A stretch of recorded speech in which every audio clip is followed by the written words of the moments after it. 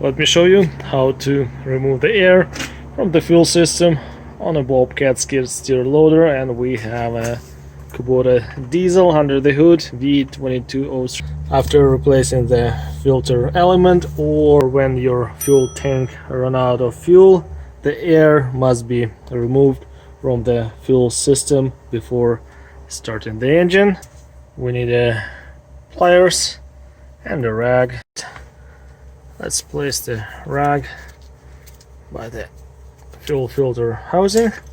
Second thing, let's open the bleeder valve on top of the housing. Here we go. Valve is open, and let's go and prime the fuel until we see solid flow of fuel, no air. As you can see, bubbles are coming. Keep priming and pumping. There we go. Now we have the fuel flowing. Good. Close the valve. Here we go. Now we don't have air all the way up to here. On the side of the fuel injection pump we have a bleeder valve as well. Let's open this guy all the way like that. Squeeze the prime pump, priming bulb until the fuel flows from the vent with no air bubbles. Like that. And then you can feel it resistance. And now it's getting hard. Okay.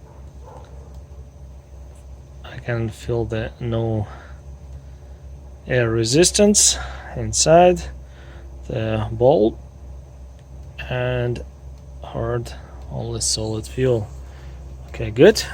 Now we're going to close the valve like that. As you can see, this bleeder valve is connected to the fuel return line. Before going to start cranking engine over, I always pay attention to the fuel shut off solenoid. Engine is off, fuel is off. As you can see here, there's an imprint on a fuel injection pump stop, and the fuel shut off solenoid rod is all the way out. And when you turn the key to the on position, this rod should get pulled in. Electric magnet will energize and retract the rod and open the fuel flow. Sometimes, depends on the voltage, solenoid can be a little bit sticky. It won't retract right away, but eventually it will when engine fires up. But because we don't have a fuel for engine to start, we have to sometimes push this rod all the way in. Not always, but I notice sometimes Kubotas, the Bobcats, like to do that. Okay, I'm going to turn the key on.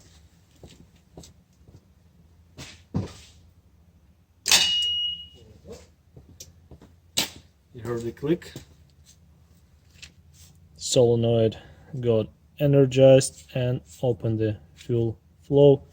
Now we're good. Next, I'm going to start the engine. Now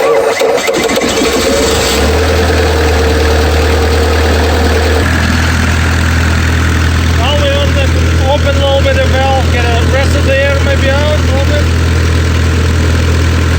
There we go. Open the bleeder valve for a few seconds, get the rest of the air purged. When machine is running, and close it. Well, check for leaks.